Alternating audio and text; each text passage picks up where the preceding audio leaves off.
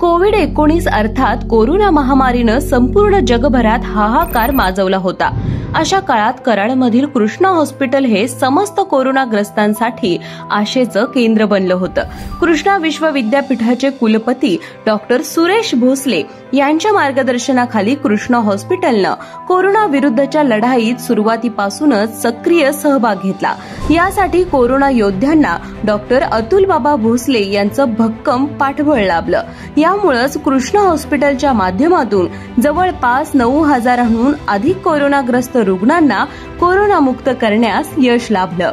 Corona काळात कृष्णा हॉस्पिटलनं प्रशस्त corona वॉर्डची निर्मिती करून त्या ठिकाणी तज्ञ डॉक्टर्स, नर्सेस आणि पॅरामेडिकल स्टाफ तैनात केला। वैयक्तिक लक्ष, सुयोग्य आहार, योग्य औषधोपचार, स्वच्छ वातावरण आणि पूर्णपणे मोफत उपचार यांसारख्या अनेक वैशिष्ट्यांमुळे कृष्णा हॉस्पिटलमध्ये कोरोनाग्रस्त रुग्ण बरे होण्याचं प्रमाण सर्वाधिक होतं।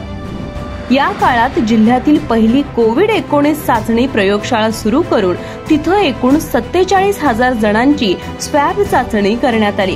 कृष्णा हॉस्पिटलनं लस संशोधनातही महत्त्वपूर्ण सहभाग घेतला।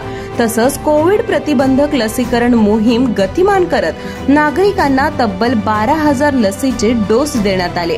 कृष्णा समूहातील विविध संस्थांच्या माध्यमातून कोरोना संकटात सापडलेल्या नागरिकांच्या मदतीसाठी एकूण 50 लाखांपेक्षा अधिक मदत निधी सरकारकडे प्रदान करत कृष्णा समूहानं आपल्या दातृत्वाची प्रचिती दिली।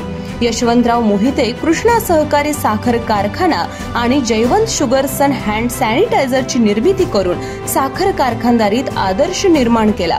कृष्णा कारखान्यात तर 40,000हून अधिक सभासदांना मोफत सॅनिटायझरचं वितरण केलं। कोरोनाच्या काळात डॉक्टर सुरेश भोसले आणि डॉक्टर अतुल बाबा भोसले यांच्या मार्गदर्शनाखाली कृष्णा समूहानं बजावलेली भूमिका सर्वांसाठीच प्रेरणादायी ठरली आहे।